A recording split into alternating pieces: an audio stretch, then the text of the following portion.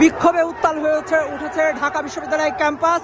ইনকিলাব মঞ্চের মুখপাত্র শরীফ ওসমান হাদীর হত্যাকারীদের বিচারের দাবিতে এই মুহূর্তে মিলেমিশে একাকার হয়ে গিয়েছে ঢাকা বিশ্ববিদ্যালয়ের সাধারণ শিক্ষার্থী, ছাত্র সংগঠনের নেতাকর্মীরা।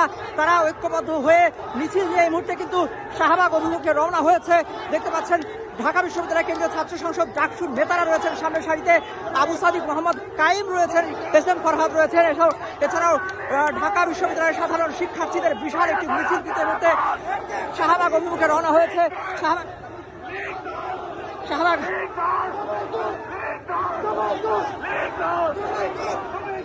এই মুহূর্তে কিন্তু তুমিকে আমিকে হাদি হাদি স্লোগান চলছে। একই সাথে ভারতের বিরুদ্ধে কিন্তু স্লোগান দেওয়া হচ্ছে। শরীফ ওসমান হাদীর হত্যাকারীর বিচারের দাবিতে এই মুহূর্তে উত্তাল পুরো শাহবাগ এবং ঢাকা বিশ্ববিদ্যালয় এলাকা। দর্শক,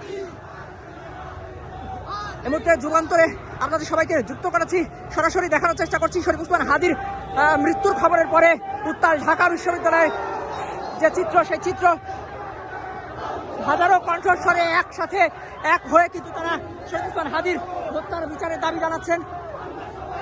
হাজারো শিক্ষার্থী কিন্তু এই মুহূর্তে জড়ো হচ্ছে শাহবাগ চত্বরে। হাজারো শিক্ষার্থী এক কণ্ঠে কিন্তু তারা শরীফ ওসমান হাদীর হত্যার বিচারের দাবি জানাচ্ছেন। স্লোগানে পুরো উত্তাল হয়ে উঠেছে তাদের চোখে অশ্রু আর মনে যে ক্ষোভ, সেই ক্ষোভের বহিঃপ্রকাশ আমরা দেখছি। প্রত্যেকের চোখে কিন্তু অশ্রু দেখতে পাচ্ছি, শোকের অশ্রু। একই সাথে তাদের যে ভাই হারানোর যে শোক, সেই শোকের যে গভীরতা, সেই বিক্ষোভ আমরা কিন্তু দেখছি।